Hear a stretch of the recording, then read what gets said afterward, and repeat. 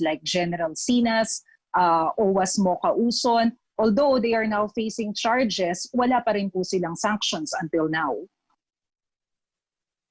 Well, tingin ko naman yung insidenteng yan ay nakita naman nila na dinala lang sila sa isang seminar. No? So talagang mahigpit ang pagpapatupad sa Quezon City, pero dahil nangunguna nga sa Metro Manila ang Quezon City.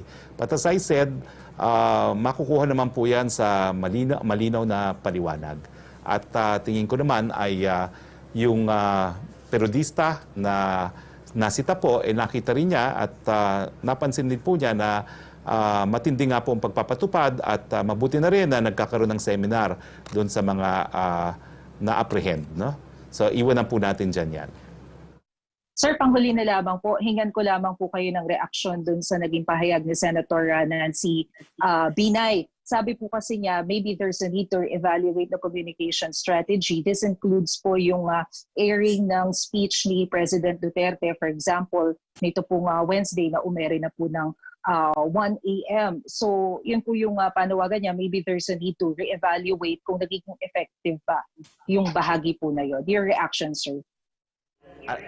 Well, alam mo Maricel, kung akong tatanungin, nagsalita na ako at nang minungkahi ko na gawin ng regular na kinabukasan ng umaga ang airing ng talumpati ng Presidente. Pero actually nanggaling sa ilang miyembro ng Malacanang Press Corps na gusto nilang same night i-broadcast kasi marami pala sa mga taga Malacanang Press Corps mas gusto nilang magpuyat kesa gumising ng umaga. So kaya naman napagbibigyan po, no? Pero siguro pag-usapan natin sa Malacanang Press Corps, ano ba talaga ang gusto ninyo, no? Pero sa akin po, sa mulat mula, I prefer umaga na po i-broadcast yan at gawin na nating regular. Kung sasabihin natin 8 o'clock in the morning, 8 o'clock in the morning mabobroadcast ang mensahe ng Presidente. Pero nagawa na po natin yan, pero mga nagreklamo po ay taga Malacanang Press Corps din. So pag-usapan po natin ano ba talagang gusto natin mangyari. Thank you, sir. Roque, please. Secretary, ang question mula po kay Shep Palikte of PNA, how much budget will the government allot for the convalescent blood plasma study? Well, meron po tayong inalat na budget na 4.99 million per year para sa clinical studies ng plasma treatment. Made in the Philippines po yan. Ito sa DOST at ito po ay initial na budget. From Vina Araneta of ABS-CBN, what is the response of the IATF to the letter of 239 doctors from different countries pointing out that COVID-19 is airborne? Would they consider this in their guidelines? Well, inaantay pa po natin kung anong opisyal na pahayag ng WHO rito. Pero samantala po, talagang nagpapatunay po ito na kinakailangan mag-mask po tayo kung tayo po'y nasa publiko. Yung question po ni Armando Feniquito of Radyo ng Bayan, sinagot nyo na rin po sa tanong ni Maricel, pero basahin ko na lang din po, ano ba talaga ang mandatory, ang mandate on the mandatory wearing of face mask? Does it include na kapag hubarin mo lang ito saglit para uminom, huhulihin ka na agad? Po yan, no? At dun sa huling pagpupulong po ng ilang mga miyembro ng gabinete sa mga miyembro ng Metro Manila, no, mayors, ay minungkahin na po na magkaroon ng common ordinance, no, para po magpataw ng parusa sa mga taong hindi nagsusuot ng mask sa mga pampublikong lugar. So magkakaroon po yan ng common ordinance. Punta naman tayo kay Melo Acuña. Magandang araw, Secretary. Ano lang po kaya ang pinakasandigan ng pahayag ng Pangulo na dineklara niyang terorista ang mga komunista? Paano raw po ba ang pinag-ugatan nito? Anong pinag-ugatan nito? Well, alam naman po natin ang nangyayari, no? Sa panahon ng COVID, wala pong tigil ang pag-atake nila, lalo na dun sa mga sundalo na binabantayan lang naman yung mga tao na nagbibigay ayuda sa taong bayan. No? Patuloy po ang kanilang pagtatax, no? Sa mga negosyante na hindi naman po dapat. No? At patuloy po ang pagtatarget din nila sa mga sibilyan. So, alam niyo po talaga, laos na yan. Revolutionary struggle na yan. meron namang parliamentary struggle, pwede naman maghalal. Bakit hindi nila gamitin ang parliamentary struggle? Bakit kinakailangan gumamit pa ng dahas? Yung paggagamit po ng dahas, yan po ang nagiging dahilan kung bakit sila po ay terorista. Nabanggit po kasi ni Senator Lacson na hindi ganun kadali ang pagdedeklara sa isang samahan ng mga terorista sapagkat kailangan panduman ito sa hukuman. Yan, at even under the UN Security Act, pending pa po yung issue nga ng pagdedeklara ng CPP-NPA as terrorist groups. Pagamat ang NPA po sa ibang mga bansa, kung hindi ako nagkakamali, sa EU, no, they have been declared as terrorist groups. No? Kung hindi po ako nagkakamali. Alam ko meron ng mga ibang bansa o mga groups of countries na na-classify na sila as terrorist groups. Opo. Maiba po naman ako sa Bayanihan 2. Meron po kaya tayong safeguards upang maiwasan na yung problema sa pagbibigay ng amelioration program sa mga nasa barangay at maiwasan na yung pakikialam ng mga barangay officials. Alam mo, hindi ko nakuha yung first part ng question mo. Yung first part lang. Nakuha ko yung about barangays. Pero what about barangays? Yung last press briefing natin from Davao, okay naman yung ating Q&A, pero ngayon medyo nagkakaroon ng technical problems. Ano yung first part ng question mo, Melo? Hindi ko nakuha yung tanong mo ng first. Yes, po, yung safeguards tungkol doon sa pagdidistribute ng amelioration program sa Bayanihan 2, may safeguards na ba para maiwasan yung katiwalian ng ilang local government officials? Po dyan, inaayos nga po natin yung electronic distribution ng mga ayuda para wala na pong intervention ng kahit sino. Idadaan pa rin po sa DSWD. So, Kunya, balik po tayo kay Yusek Roque. Secretary, from Francis Wakefield of Daily Tribune, may we get your reaction regarding the statement made by Senator Bato de la Rosa? The processing na daw po ang US visa niya, he said tinawagan daw po siya ng US Embassy after President Duterte and Trump's phone call to fix his visa. With this development, does it mean na may chance daw po ba na iurong na rin ng Philippine government ang pagbasura sa Visiting Forces Agreement, or the US government needs to do more? Ang posisyon naman po ng Pilipinas, no, insulto yung nangyari na hindi binigyan ng visa ang isang halal na senador ng bayan. No? So nagagalak naman po kami na nalinawan ng mga Amerikano na hindi dapat ganyan ang pagtrato sa mga halal ng taong bayan na mga Pilipinong opisyal. Kung ito po ay magbabago o maging dahilan para magbagong pulisiya sa VFA, well, hindi pa po nagbabago yung huling binitawang salita ni Presidente na ipagpapaliban po ng 6 months yung pagte-terminate sa VFA at itong pagpapaliban ay extendable by another 6 months. Yan pa rin po ang posisyon. From Michael Flores na Agence France Press, how will the government proceed with the scheduled licensure exams for physicians in September? What options are you eyeing for the PLES? Well, iiwan po muna natin yan sa PRC, no, yung Professional Regulatory Commission, dahil sila naman po mag-a-administer niyan, pero kinakailangan po natin ng mga doktor. No? So, kung ano man ang proposal po ng PRC, pwede naman pong idulong yan sa IATF dahil importante po na maparami natin yung hanay ng mga doktor habang meron tayong pandemya. Okay, Joseph Morong, please.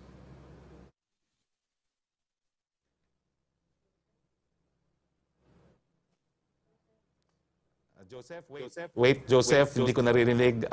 Go ahead. Okay, game. Sir, naka-unmute na ako. Ayan. Can you hear me now? Yes. Okay. Sir, yung first question ko, actually question ni Alexis. So I hope it counts against Alexis in the number of questions. Yung sa Philippine Commission on Women lang, sir, statement. Yes, we confirm po na nagtalaga na po tayo ng bagong chairperson sa Commission on Women. No? Ang bagong talagang commissioner po ay si Miss Montanya, no? So I can confirm po na yung isang sitting commissioner became the chairperson of the Commission on Women. Any reason, sir, for the replacement? Given po, alam niyo naman po, presidential appointment yan, that's President's prerogative. Okay, sir. So these are my questions now. Sir, with regard to COVID, no, how do we stem yung pag-increase ng mga COVID cases aside from what is in front of you, yung wear mask, wash hands, keep distance? Paano yung aggressive na policy ng government natin now that we are noticing na, well, medyo tumataas yung mga cases, around 2,000 every day? Lalo po natin papaintingin yung ating T3. Mag-antay lang po tayo sa detalye, pero bukod po doon sa 10 million na na-order na natin at 1 million na na-deliver na PCR testing, magkakaroon po ng mas malawak pang targeted testing na i-anunsyo po natin sa mga darating na panahon. No? Oo.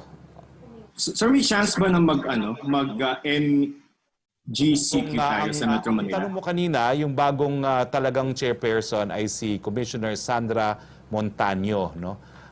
Now, doon naman sa tanong mo, yan po talaga ang ating papaintingin, ang T3 natin. Testing, tracing. No? Yung tracing talaga, we really will invest heavily in this. Kaya nga sisimula na yung proseso ng pagkuha ng 50,000 more tracers. Kasi nga po ang strategiya, kinakailangan talaga malawakan ang ating targeted testing at ginagawa na po natin yan. At meron nga pong bagong programa na ilulunsad tungkol dito.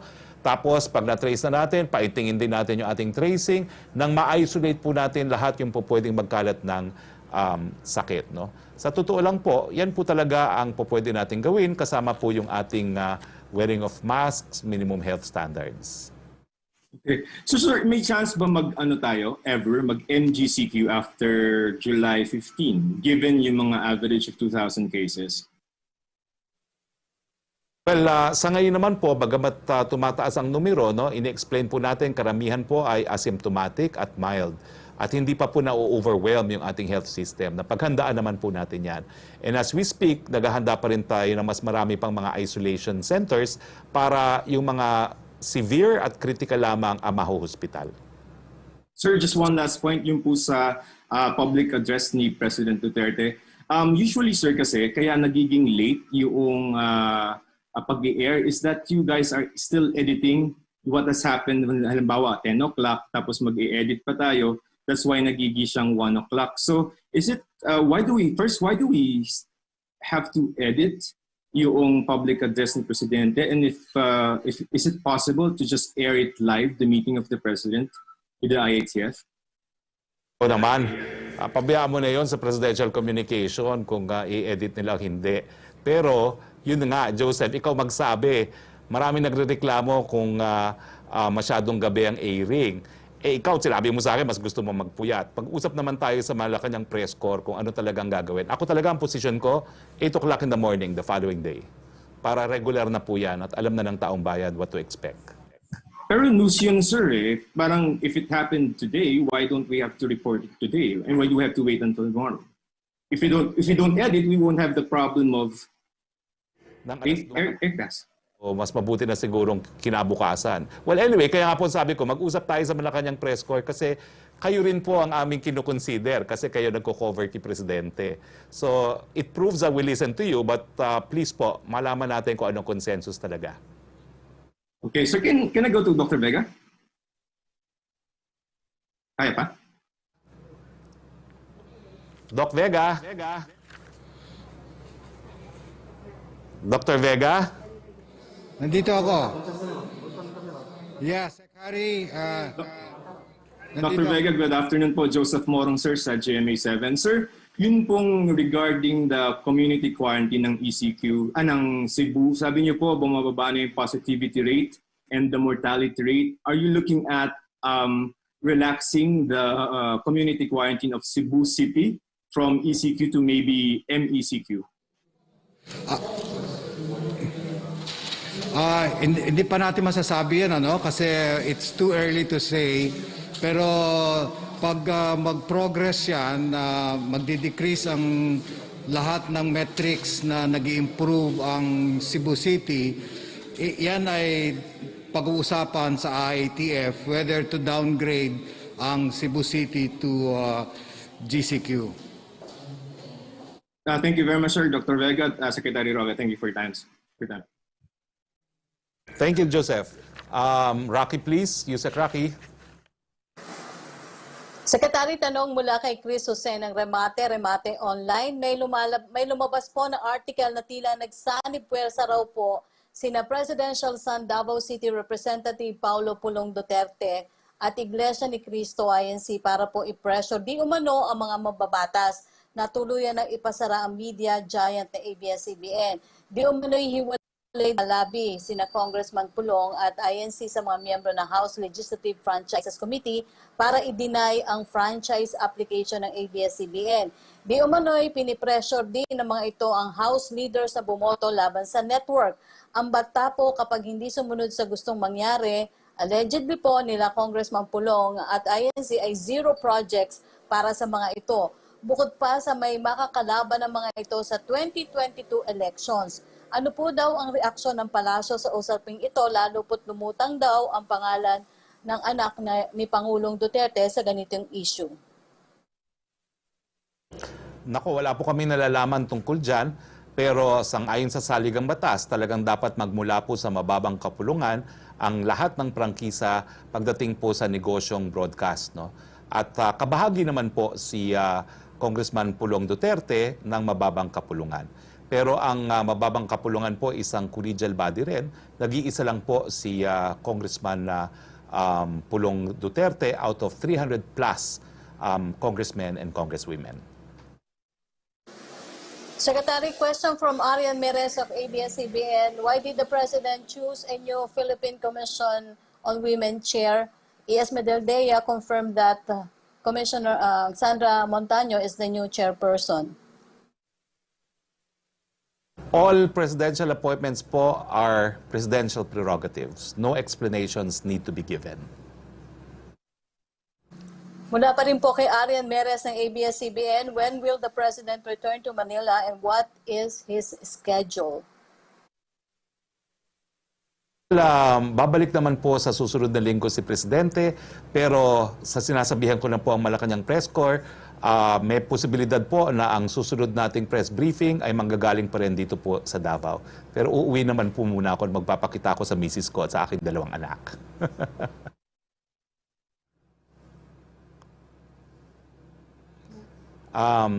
Mela of PTV4.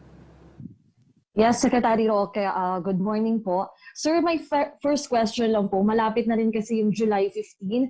May we know kung kailan po kaya magde-decide yung IATF ng recommendation na ipapa-approve naman sa mga LGU? By next week po yan. Magkakaroon na kami muna ng situational briefing sa mga Epidemiological Bureau ng DOH. Pagkatapos po, yung pangalawang meeting will be yung recommendations. So pagkatapos po nun, sa pangalawang pagpupulong, pagbibigay na pong alam sa mga different LGUs yung rekomendasyon para sila po ay pwedeng mag-apila. Ganyan naman po yung proseso. Okay. And sir, my last question lang po, since nag-stay po kayo sa Davao City, and ano po yung observation niyo sa Davao City na pwedeng i-adapt ng iba pang cities? Kumusta po yung health protocols nila dyan? At pwede po kaya itong gayahin din ng iba pang lugar? Pwede rin po itong sagutin ni Yusek Vega. Well, ang masasabi ko lang po, namimiss na si Doc Bong Vega dito sa Davao. Si Doc, ang daming namimiss ka dito sa Davao. Pangalawa po, stricto po talaga ang implementasyon nila ng mga quarantine guidelines dito. Bagamat GCQ na po ang Davao City, no, sarado pa rin ang mga tourist spots, no, at hindi pa po nagbubukas ang Samal Island, no. So mukhang mas matindi po ang pagpapatupad ng quarantine regulations dito sa Davao City. Comment? Yusek Vega po, kaya may pwede rin siyang ma-share na practices sa Davao City, baka sinishare din po niya sa Cebu City ngayon? Oo. Good afternoon, Secretary Harry.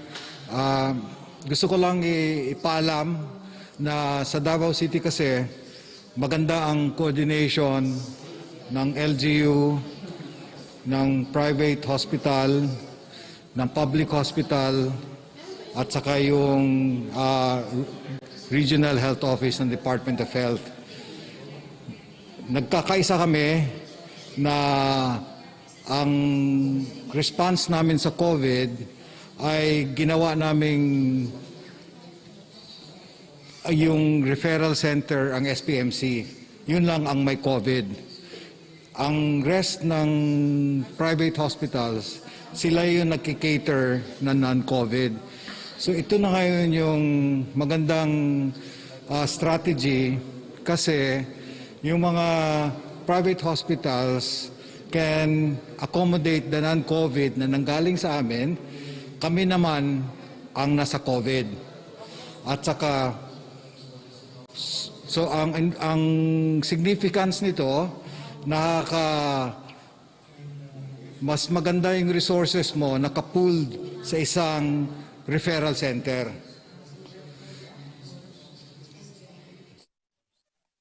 Okay, thank you so much po, Yusek Vega and Secretary Roque. Mimiss na nila kayo dito sa Davao.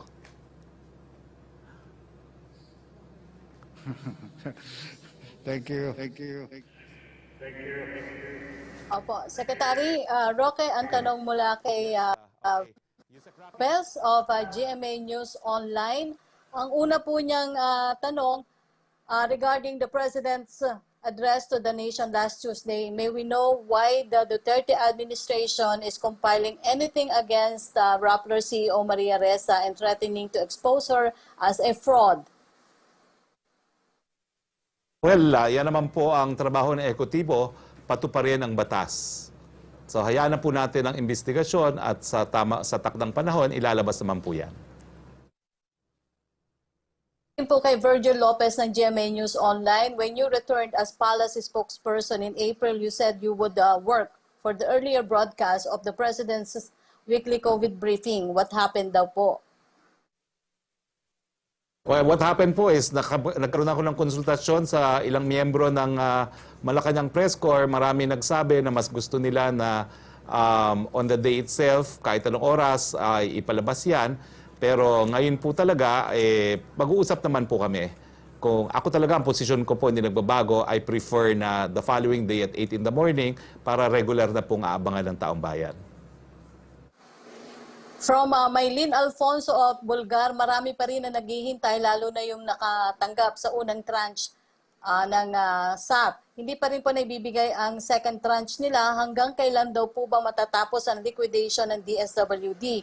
Paano naman daw po yung waitlisted na pumirma na ng form sa barangay?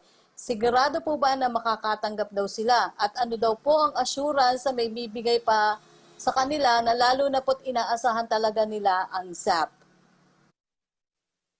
Again po, magpapaumanhin na po kami dahil talaga naantala, dahil we're trying to use technology to do this. Pero mas mabuti na pong ilatag itong technology para dun sa susunod na mga ayuda, kung meron man, mas mapabilis na rin. Kumbaga, one step backward, two steps forward ang ginagawa po natin. Paumanhin po, no? Pero wag po kayo mag-alala, parating po yan at yung kaunting nailabas na sa second tranche, karamihan po yan ay yung mga nasa waitlisted ng first tranche. Tanong po mula kay Sam Danilla ng Business Mirror, kahapon po nabigay ng update ang DPWH about build projects. Kaso di po yata na-mention ang Kaliwa Dam. Itanong ko lang po kung may update na kaya ang Malacanang on the status of the said project. MWSS po kasi ang regulatory body ng Kaliwa at ang balita ko naman po, all systems go naman sila sa Kaliwa Dam. Ikalawang tanong po ni Sam Medenilla ng Business Mirror, may update na kaya if President Rodrigo Duterte will call for a special session for the Bayanihan 2 bill? Since hindi pa din po napapasa ang new stimulus bill this July, is Malacanang still confident daw po na magkakaroon ng tinatawag na V-shaped recovery during the third quarter? Alam niyo po yung matter of special session kasi malapit na rin naman ang opening, no? So tingnan po natin kung ano mga pangyayari.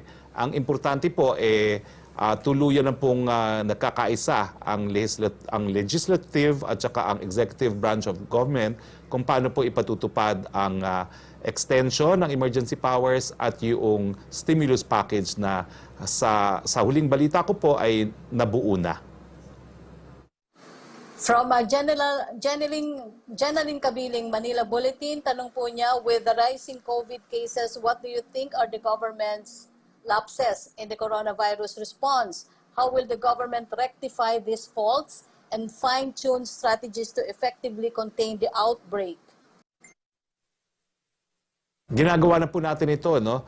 Medyo mabagal po yung proseso na paparami ng mga lab capacity natin at testing kasi habang wala pong bakuna, talagang T3 lang tayo. Testing, tracing, treatment, and reintegration, no? So, inaamin po natin na medyo naging mabagal yung proseso na lumipas po ang 2 buwan, iisa lang po yung ating testing facility, RITM. So Marso pa lang tayo nagsimula na magkaroon ng mas marami pang mga laboratories. So if I were to look back and what we could have done better, siguro po nung nagkaroon tayo ng unang kaso na imported case ng COVID, dapat pinalawak na natin yung testing capacity natin kaagad. No? Pero nakita nyo naman po, mabilis din natin napataas ang numbers ng ating mga laboratories. Meron na po tayong 70 plus ngayon. No? Ilang buwan lang mula nung Enero. Tanong pa rin po mula kay Jeneline Kabiling na Manila Bulletin, Senator Soto said the Senate is not keen on special session for Bayanihan 2 since lawmakers will return to session this month. Do you agree with him? Kakasabi ko lang po no, na tinatansya nga po kung kinakailangan pang tumawag ng special session kasi malapit na rin po naman talaga ang pagbubukas ng regular session ng Kongreso. Tingnan po natin. Mula pa rin po kay Jeneline Kabiling na Manila Bulletin, has the President started preparations for his SONA? Any theme for this year's speech? I think obvious po na nagsimula na dahil nababalita na nga po yung ating direktor ay hindi nakakuha ng mga footages doon sa ilang mga lugar na gusto niyang kunan. No? So simula na po yan at antay-antay na lang po tayo dahil hindi naman po pwede na I will dampen the element of surprise pagdating po ng ating SONA.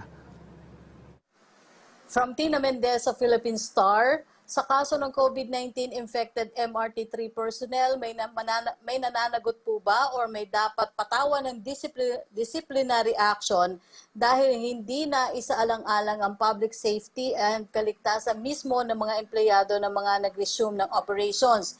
Hindi po ba maaring ituring na neglect of duty ito sa part ng MRT3 management? Hindi naman po siguro, no? Kasi karamihan ng mga nagkasakit ay nasa depot. Yung mga nasa depot po, wala namang contact with the riding public. Now, gaya ng aking sinabi, limited din naman po ang contact ng mga nagbebenta ng tickets. No? Kasi meron naman po silang division between the general public at meron din po silang ginagamit ng mga alcohol pag sila po, para sa kanilang mga kamay habang sila po ay nagbebenta ng mga tickets. Ngayon po, completely ticket machines na po ang nagbebenta ng mga tickets ngayon. Which does not mean wala na pong danger yan. Na kailangan pa rin mag-sanitize kayo ng mga kamay nyo dahil yung pagpindot ng ticket machine, baka yung earlier na nagpindot ay meron ding virus. So mag-alcohol pa rin po matapos po bumili ng ticket sa MRT. Tanong pa rin po ni Tina Mendez ng Philippine Star, may request po sa IATF ang Philippine Sports Commission na bigyan ng exemption para makapag-training ang Tokyo-bound Pinoy athletes at Olympic hopefuls. Ano po ang aksyon ng IATF dito? Wala pa pong aksyon but I would personally support that because I want a gold in the Tokyo Olympics like everyone else. From Tina pa rin po for DOH, Undersecretary Vega, how intensive daw po is the contact tracing being conducted by the DOH and the DILG for passengers of MRT3 in relation with the high number of contamination among tellers and those working in its depot?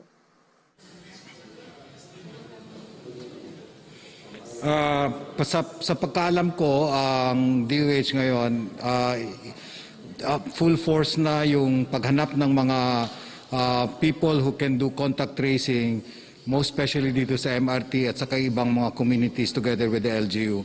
So isa sa mga estratehiya nito ng Department of Health ngayon na magkaroon ng more resources, human resources, contact tracers at saka pagpadami ng testing sa community. Opo, salamat po. From Rose Novenario po ng Hataw para po kay Vice Mayor Rama.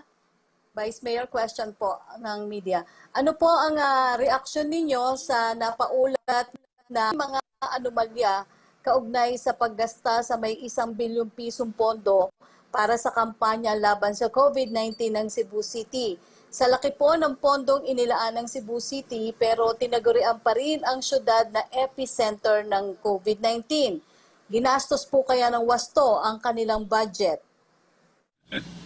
Na for sure, we did not approve 1 billion sa Sangguniang Panglungsod na it will end up into an anomaly. Of course, there are accusations, but let this be looked into and due process should be given. But at our end, the city government, in fact, as I've said earlier, now with Simato in our city and the group, we are now one, and our focus is really to fight COVID-19. And if there are what we call irregularities, so to speak, then let it be looked into in a proper venue. Thank you, Vice Mayor Rama. From Pia Rañada for Spokesperson Harry Roque. Secretary Roque, a question from Pia Rañada of Rappler. When Filipinos go abroad for non-essential travel and return, are they required to spend their quarantine in government facilities or can quarantine at home? Hindi po. Kailangan mag-quarantine pa rin tayo sa designated quarantine na facilities at kinakailangan po naka-quarantine kayo habang nag-aantay ng resulta ng PCR. Naulitin ko po, no, yung mga outbound mga Filipinos, pagbalik, kinakailangan po sumunod tayo sa protocol.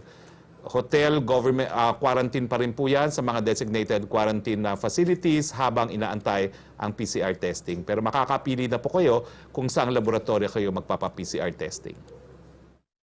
From Angel Roquillo ng DXL, RMN, kung mag-asawa lang daw po pwede mag-angkas, paano daw po yung magkapatid at mag-live-in partner? Well, hindi pa rin po kasi ang clamor naman po para sa mga mag-asawa initially. Mula pa rin po kay Angel, maliban po sa insurance benefits, may matatanggap po ba na benepisyo ang mga naulilang pamilya ng mga nasawing OFWs na namatay sa Saudi Arabia? Meron po talagang package ang OWA para sa mga namatay na OFWs at makukuha po nila yan. Okay, may tanong po si Joyce Balancio pero katulad na rin po ng tanong ni Angel Ronquillo na kung bakit daw po mag-asawa lang, paano daw po yung anak at iba pang kamag-anak. Tanong naman po ni Randy Canedo of Dabig C News, kung may pondo para sa edukasyon, bakit hindi gayahin ng mga LGU ang ginagawa ng Metro Manila na bigyan ng tablet with load ang lahat ng mga mag-aaral kaya 100% nagpa-enroll? Tingnan po natin kung makakahanap tayo ng pondo para rito. Pero meron pa rin pong mga iba pang strategiya na pinag-aaralan ng DepEd. Kasama na po nga dyan yung modular learning. At ngayon po, meron pa nagmumungkahi na satellite ang gagamitin po, no, para lahat po marating. No? So antayin po natin kung ano talaga yung final na preparasyon ng DepEd. May panahon pa naman po between now and August 24. Hindi ko po alam, hindi ko kasi narinig kung napahabol po yung question about World Health Organization daw po from Julie Aurelio na WHO recently admitted that COVID-19 can be transmitted through the air. Other studies point to long-term effects and organ damage such as brain, lung, or heart disease in patients who were asymptomatic or mild. Is the government not downplaying the illness' long-term effects? Hindi po, kasi mulat-mula sinasabi natin mask po tayo, no? At yan nga po ay panigurado, no? Whether or not it's airborne, talagang preventive po ang pagsusuot po ng mask. Ngayon, kung talaga mapapatunayan na airborne, tama po ang ginagawa natin na pinasusuot natin ng mask ang lahat. Okay. Maraming salamat po, Secretary Roque. Yan po Wala yung na po mga tayong nakalap oras. natin tanong mula sa ating Salamat po kasamahan sa kay media. Salamat po. Yusek Vega at kay Vice Mayor Rama. Maraming salamat Yusek Roque at sa mga miyembro ng Malacanang Press Corps. Again, nandito po tayo sa Davao at sa ngalan po ng ating Presidente Rodrigo Roa Duterte, ito po ang inyong spokes Harry Roque, nagsasabing, stay safe, Philippines. Matapang ako, pero ayokong sumugal na yung may COVID-19. Ayokong makitang naghihingalo kahit na sino sa pamilya ko. Hindi ko rin gustong basta na lang mawala ang kahit na sino sa mga kaanak ko. Takot ako sa COVID. Kaya kayong mga labas na walang mask, tigilan niyo yan. Seryosong sakit to at kailangan natin pigilan. Magiging malaya rin tayo. Pero sa ngayon, mag-ingat tayo. Takot ako.